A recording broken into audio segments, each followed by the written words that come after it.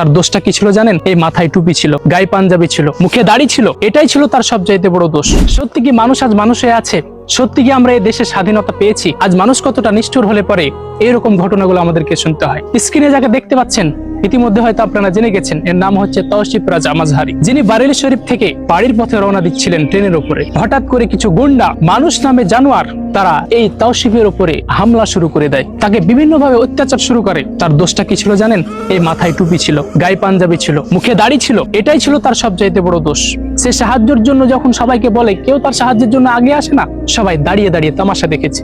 অবশেষে তার স্ত্রীকে ফোন করে বলে যে, তাবাসসুম, আমাকে কিছু গুন্ডা মারধর করতে শুরু করেছে। তিনি বলছেন যে, আপনার কাছে কি কেউ নাই সাহায্য করার জন্য? বলে, না, কেউ আগে আসে না। অবশেষে সেই গুন্ডাগুলো মারতে মারতে সে আলিমকে ট্রেন থেকে নিচে ফেলিয়ে দেয় এবং তিনি আমাদের ছেড়ে আজকে চিরতরের জন্য বিদায় হয়ে চলে গেছে। এটাই কি আমাদের স্বাধীনতা, যে আজকে আমরা আলিম বলে এই পোশাকে আমরা ট্রেনে ভ্রমণ করতে পারবো না? সবচাইতে খারাপ লাগছে কখন জানেন? তারা ঢাকা চাপার দেওয়ার জন্য বলছে যে না, সে ভিড়ের কারণে ট্রেন থেকে পড়ে গেছিল। তাহলে আপনারা কি বলবেন বলুন? এগুলো জানার পরে চুপচাপ বসে থাকবেন না, নিজের জায়গা থেকে প্রতিবাদ করার চেষ্টা করবেন। একটা শেয়ারের মাধ্যমে হলেও আপনারা প্রতিবাদ করুন, গোটা পৃথিবীতে ছড়িয়ে দিন, যেন এর যোগ্য বিচার হয়। আজকে যদি আমরা মুসলমান হয়েও এর কোনো বিচার না করতে পারি, তাহলে তৌসিফ রাজা এবং তার স্ত্রী যদি কাল কিয়ামতের ময়দানে আল্লাহর কাঠগড়ায় দাঁড়িয়ে আমাদের বিরুদ্ধে বলে যে আল্লাহ আমাদের বিচার কেউ করে দেয়নি, এর জবাব কিন্তু আমরা দিতে পারবো না।